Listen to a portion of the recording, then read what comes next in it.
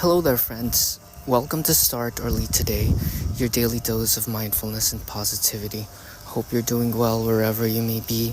Hope everything is going smooth inside your mind and body and outside your mind and in your body.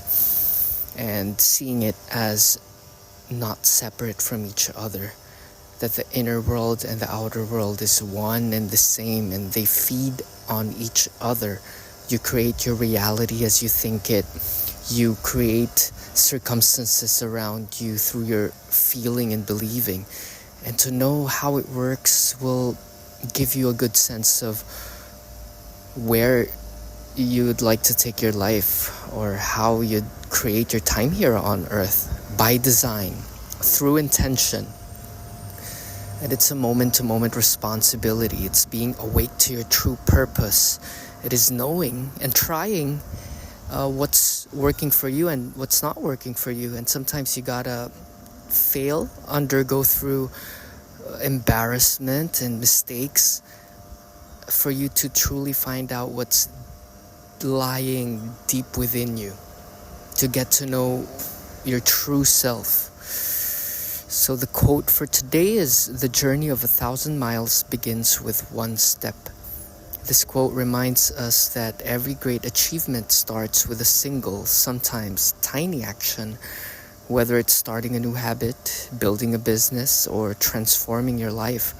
The first step is the most important one. And also I would like to point out the importance and the value of momentum, that once you start, more of that thing will be attracted towards it. As the law says, that which is like unto itself is drawn. And that is the law of attraction.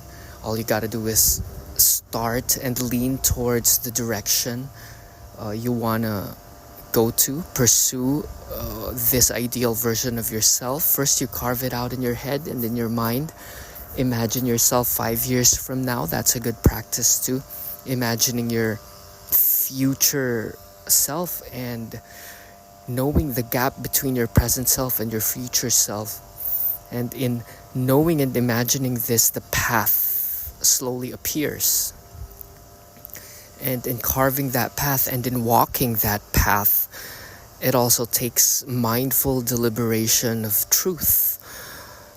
In each step, be a wise discerner if this step is true for you or not. Becoming authentic with oneself. Being in the process rather than being attached to the fruits of your labor. To not be attached to the fruits of your labor will give you a good sense of fulfillment, for the doing becomes the prize. The playing of the game becomes life itself. Oftentimes we look for situations that are outside of where we are, outside of what we're doing, to feel okay. And that is not a good way to be. You will burn yourself out. And this can easily be solved by doing an internal shift. Switching your I got to do this to I get to do this. Switching to gratitude mode. There's a whole lot of things to be thankful for. The mere fact that you're breathing and you woke up today capable and conscious. It is such a gift. That is your true freedom. Freedom to conjure up a reality right this second. Freedom to not merely escape or get away, but to go through. To go through what is needed for you to become the fullest version of what you are. And what does that look like? It can be created, as we always say, through your imagination. Imagine it in 4D. What would your ideal day look like? What does it do? What activities does your ideal self engage in? And those activities can be scheduled. You can make you can shine a light on your priorities Is it physical?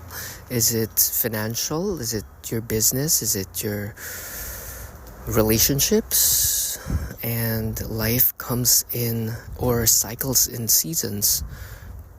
So you can allot a quarter per goal. And there are tools out there like the SMART goals, very useful. Make a goal specific, make it measurable, make it attainable, and make it realistic or relevant and time bound. You'll be surprised with what you can achieve in an hour. And all you gotta do is start with that one step. Walk around the block. We'll start with one step forward, and that block turns into a daily ritual. It turns into a daily prayer, and then you'll be comfortable in signing up for bigger things. And this is for your evolution, for us to evolve and grow, is to be at peace. For if we stop growth, we have then stopped life. And we stop growth by being attached to the familiar. We are attached to what is known, the familiar work, the familiar relationship. We are attached to those. But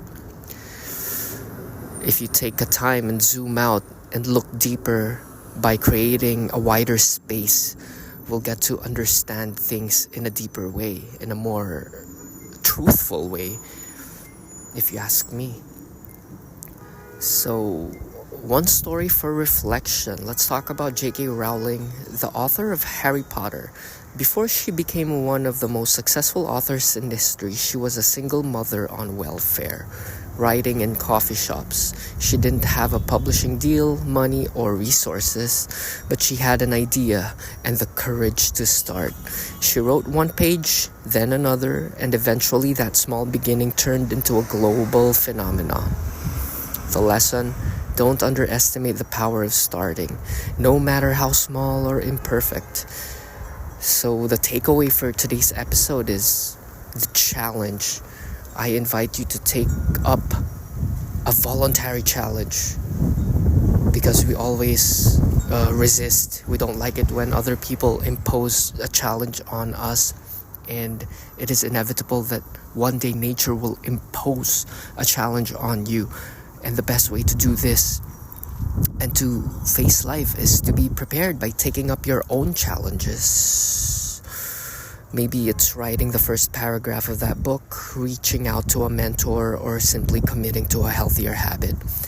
Drink more water, physical exercise, exceed your personal record from yesterday.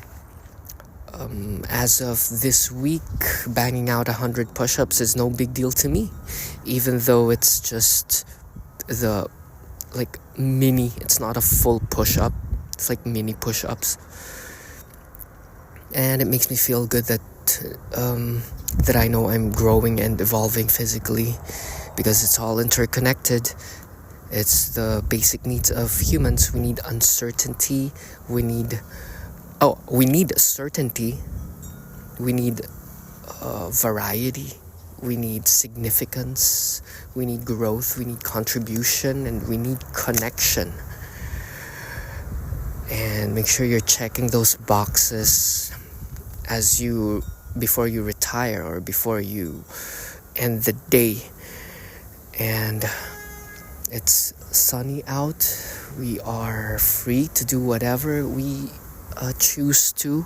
You're free to set your mind onto things that interests you. Shun out all the opinions of others. Opinions of other people are none of your business. Mind only your business, and in doing so, in practicing deep focus on a craft of your choosing, you get to navigate your way towards mastery. And if you're a master of a thing, you are hard to ignore, and opportunities will seek out to you. That's the fourth kind of luck. When people seek you out, even without you reaching out to them. It's because the energy of what you do shines so bright that it shall be an active, needed part of the tapestry of the world. Okay? And what does that look like to you? Whatever brings you joy, tune into that. Fan that flame. So keep moving forward. I'm here to help. I love having conversations and uncovering dreams for people and laying out path and being accountable for our own lives. That's why I put up startearlytoday.com. I am here for you, your friend. And if you need a little push, I'll give you a little push from behind. And if you need a little encouragement and approval, I'm also here for that. This is Paolo. Feel free to go to startearlytoday.com and start putting that dream together. You'll be surprised on the things you can achieve with the help of a different mind, masterminds. That's how masterminds work. If two people are working on the same goal, so more than two brains are activating the concept, and it's a really, really wonderful thing. So feel free to go to startearlytoday.com and book a session. It's a discovery session. We'll see if it works for you, but I promise you it's a no-brainer.